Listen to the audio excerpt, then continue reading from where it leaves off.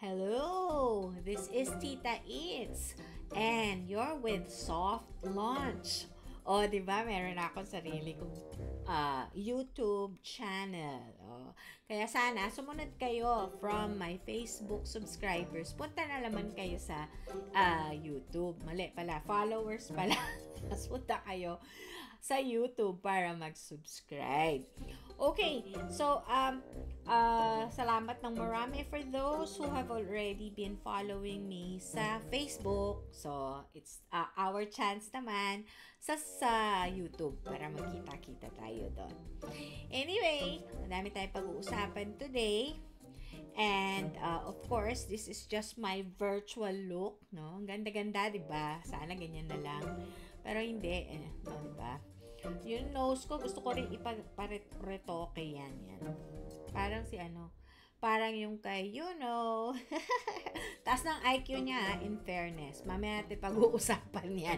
So, we're gonna talk about first and foremost, yung mga bagong pasabog ng PNP na nakakaloka talaga. Like, for so many months, yung mga nakakaloka mga ganap na ginagawa ng PNP, to name a few, yung of course yung tragic KOJC na tinake over ng mga kapulisan. Of course, PNP ang nagpasimuno niyan with no other than si Torre. Nasa na ba yun? Medyo nananahimik, low-key. Diba? Parang ang ganap sa mga kapalpakan, pag may palpak, nawawala na lang sila. Parang missing persons. Parang si Kimbo lang, no? Bigla siya nawala. Ano na natin? Gusto nyo ba siya i-report as a missing person? Sabi nila, nandun daw sa Paris na mimili na naman ng mga bago-bagong bag.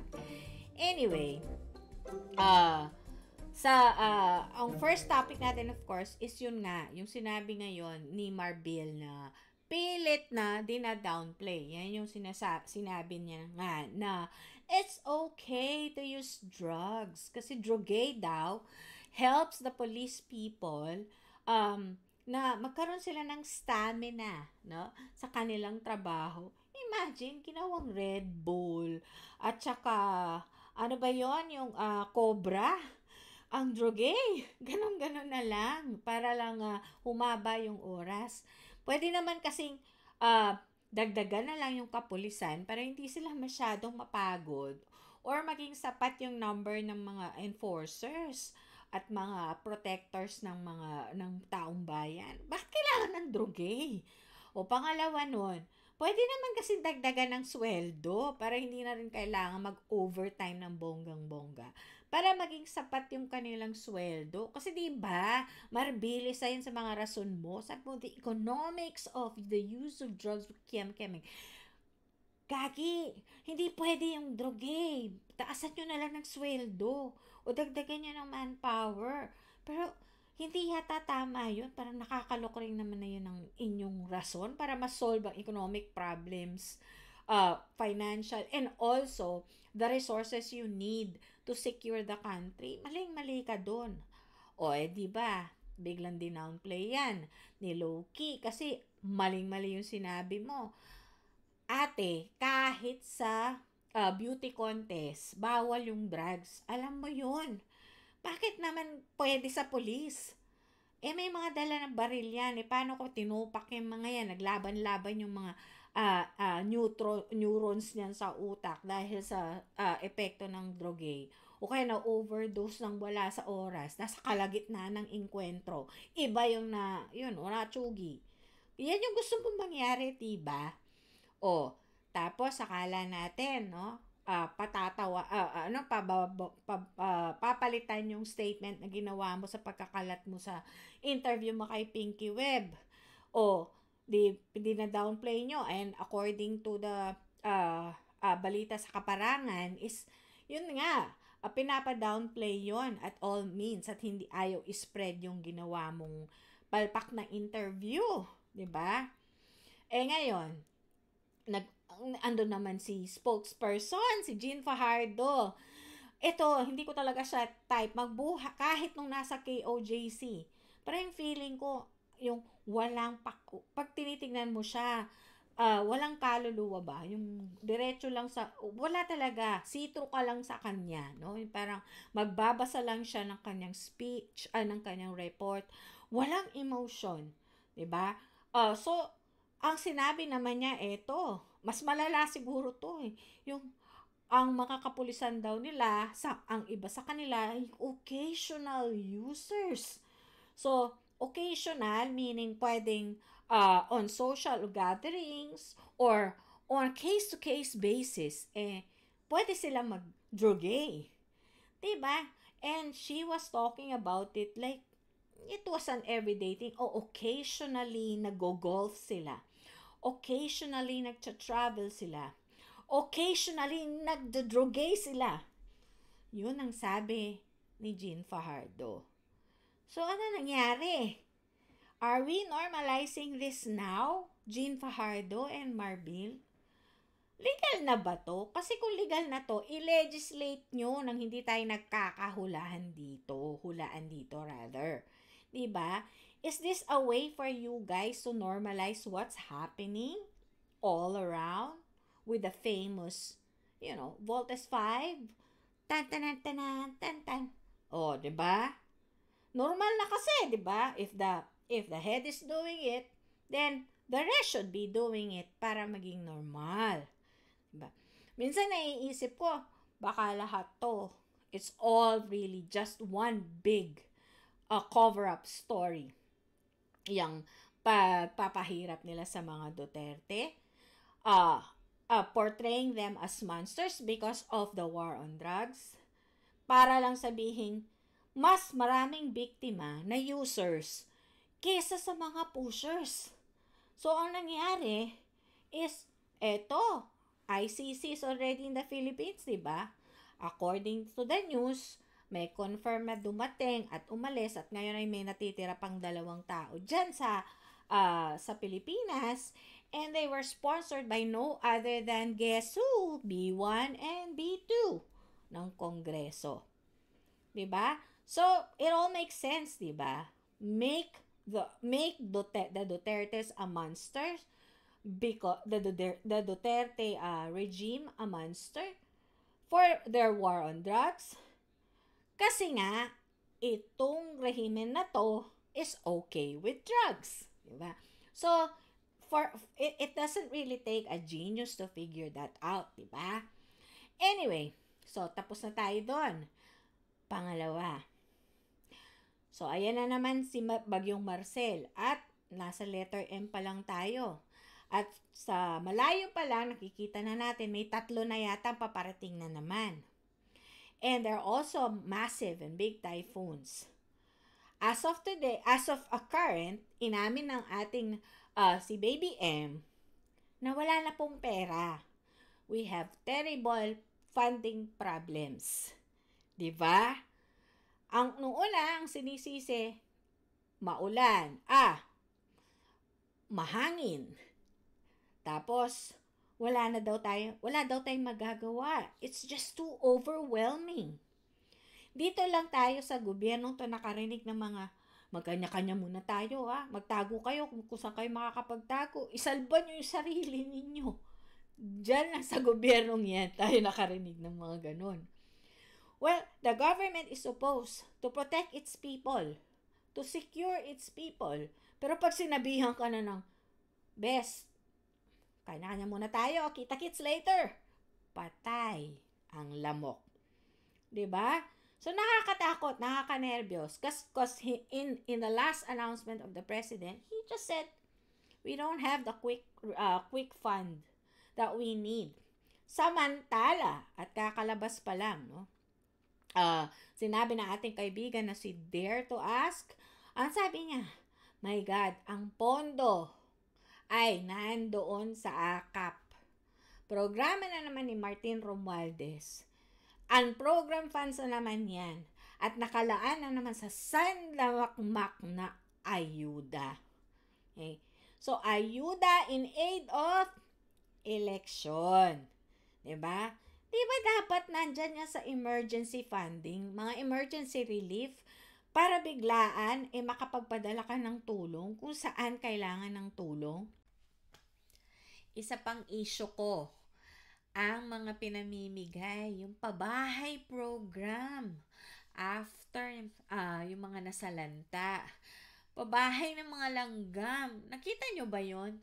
Binigyan sila ng ilang pirasong plywood at dalawang pirasong yero yata yun.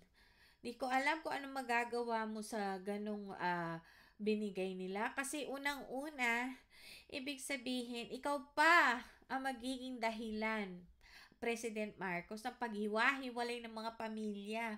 Kasi kapag tinayo mo yung binigay mong yun, isang tao lang po ang pwedeng tumira doon.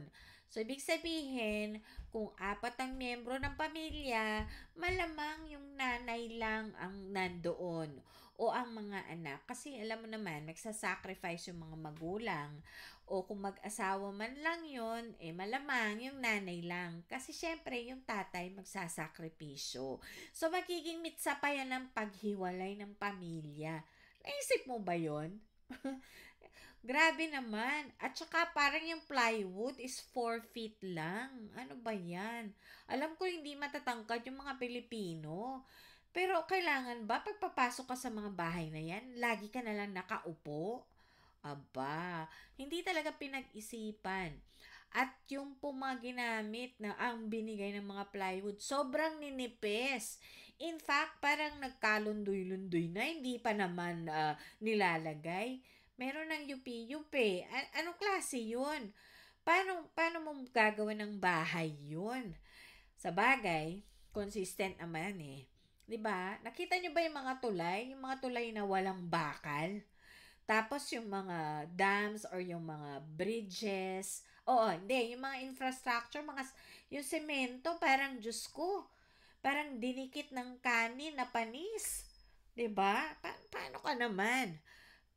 Talagang consistent naman. Pati sa pamimigay ng uh, mga ganyan na pabahay for ayuda purposes.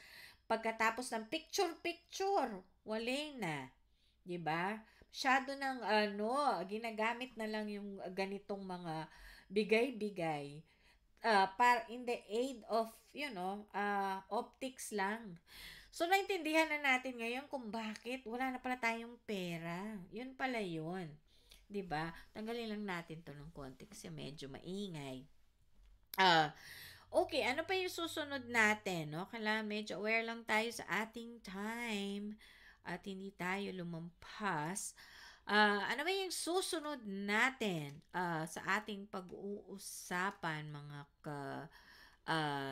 aking mga pamangkin? Walang aking there. Okay, ang susunod po ay ang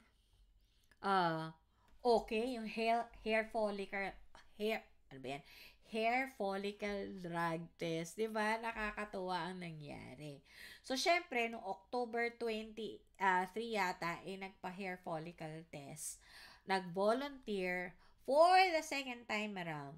Second ba or third time na ni Pulong. Nagpa-hair follicle test siya.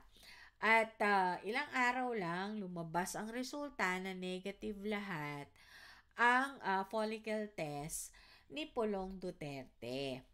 Tapos, syempre, dahil meron siyang sinosponsoran na bill on voluntary and some mandatory drug testing sa mga kawani ng gobyerno, and also of course yung mga hahabol na candidates sa mga eleksyon, he parang as a good example, a good role model,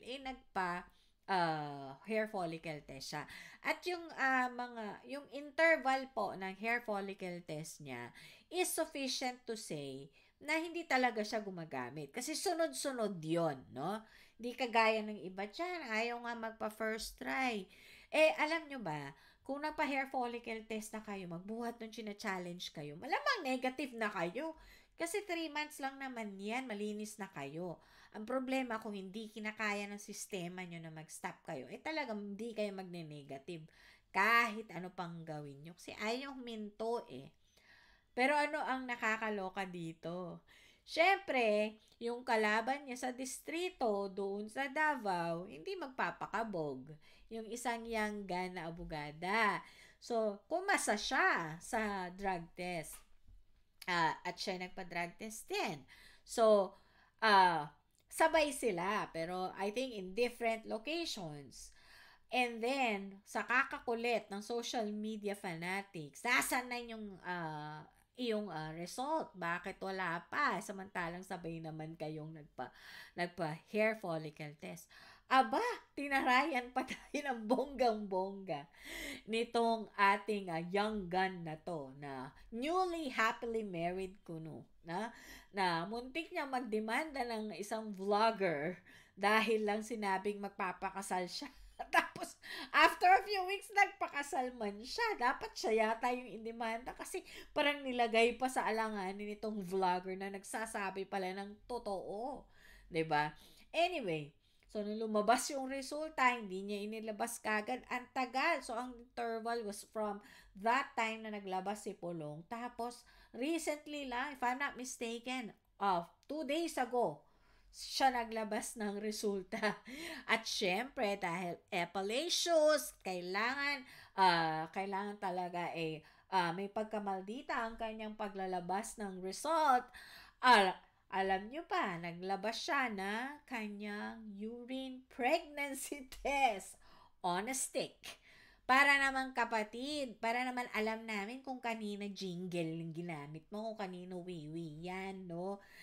Yun nga hair follicle test, hindi nga public yung ginawa mo.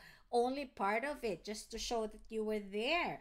But, we never saw the entire thing. So, hindi rin alam kung random, hindi alam kung buhok mo ba yon and things like that. But anyway, bibigyan ka namin ng doon, ng uh, shot of a doubt that everything was okay and everything was regular, that you did it right doon sa hair follicle test. At nag-negative ka, congratulations.